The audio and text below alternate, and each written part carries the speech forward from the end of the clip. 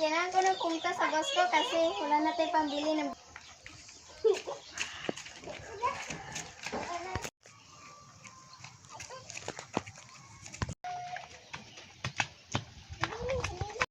Kapatid, tatawagin. Diyan ka lang ha. Tatawagin ko muna yung boss.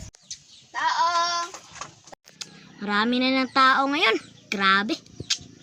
Tao po! Uy, may Tao tumatawag. po! Teka lang! Oh, bakit? Boss, pwede po ba ako magtrabaho? Oh, sige, pumasok ka. Ay, boss, teka lang. Tatawagin ko muna yung kapatid ko. Oh, sige, tawagin mo ng kapatid mo. Iniling, halika na dito.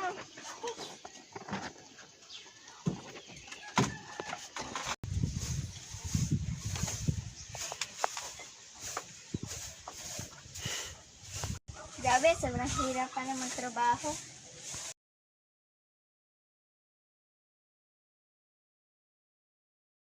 Kapatid, bumangon ka na dyan. Uwi na tayo. Sige, ate. Boss, ang sweldo ko. Ay, sweldo mo? Opo. Sweldo mo. Ito na yung bayad ko sa'yo. Teka lang. Ito pala, oh. 1.5 mo na babayad ko sa'yo ngayon. Okay lang po, boss. Ayan. Salamat po. Uwi na po kami. Sige. Tara na, uwi na tayo. Tara na.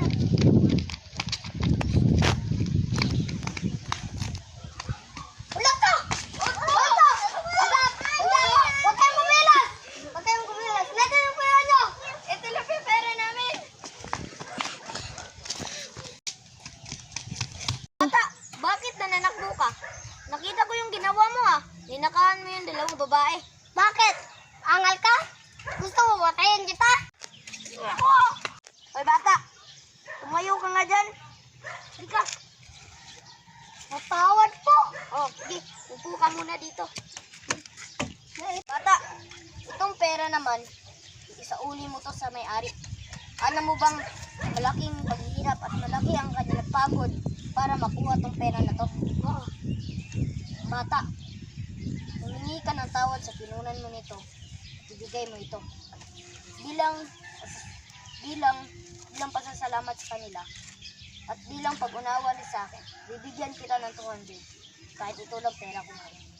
Para hindi ka na magutom para makabili ka ng pagkain. Bata, huwag mong gawin ulit ang ginawa ko. Opo. Ito ay malaking pagkakamali. Ito yung pera. Thank you po.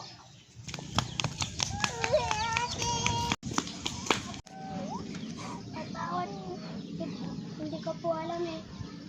Marami po po yung gagawin ko. Ito na po yung pera. Okay lang yung bata. Sa susunod mo na yung ulitin ha. Opo.